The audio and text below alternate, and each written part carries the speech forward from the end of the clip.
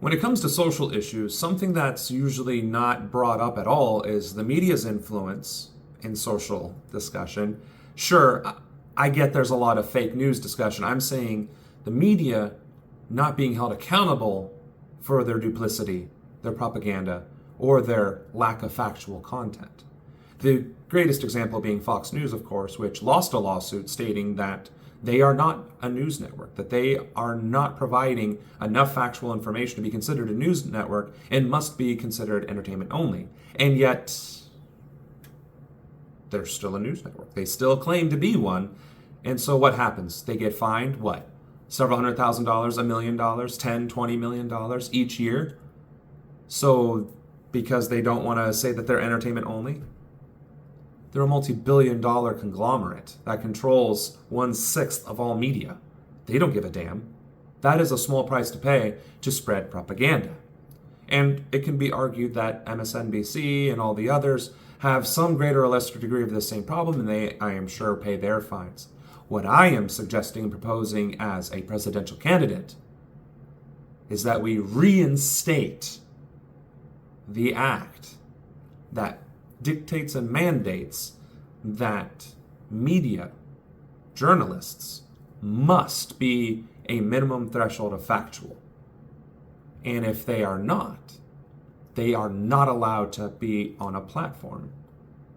And I don't see how that shouldn't be so difficult of a concept to wrap anyone's head around, and yet that's not what's happening in our country. So we need to step up and resolve that. Secondly, the influence of religion in our country is a bit much. And to that degree, we need to put a clear boundary between religion, society, and politics. Simply put, if you use your religious affiliation as anything, I'm saying if you mention at all, I am this religion, therefore my values are based on this religion, and therefore you should vote for me. If you say the words, I am this religion, and you are running for something, or you are a government official, appointee, law enforcement officer, judge, anything to do with government, you shall be removed. Period.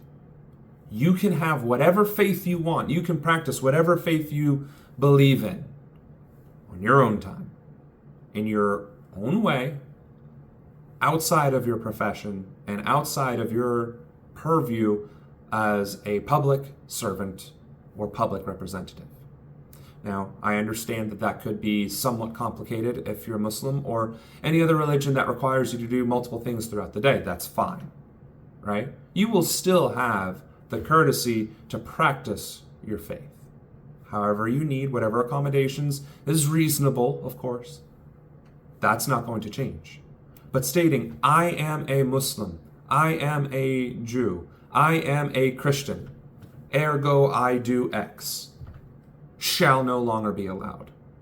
Because what's happening is the lobbying, which is a whole different topic of conversation, but the lobbying that occurs on behalf of religion in politics is definitely not just blurring, but crossing the lines of what governing in politics needs to be in this country. We are a diverse, multicultural nation. We are not a Christian nation. We are not a Catholic nation. We are not a Baptist nation. We're not a Protestant nation. We're none of that. We are a secular nation with a broad and diverse cultural set, ranging from Muslim to Hindu to Christian and Jew and Confucianism and everything else in between. So why should one religion be able to lobby and petition the government to have their values and beliefs be the dominant belief and value force when it has no bearing on science or actual society and the well-being of the greater common good, which is the American people? So with that being said, whether through presidential executive order or through true legislative codification into law, the separation of church and state must be clear and it must be enforced, to which end no religious institution shall remain tax exempt, and no religious institution or affiliation shall be allowed to lobby or petition their government.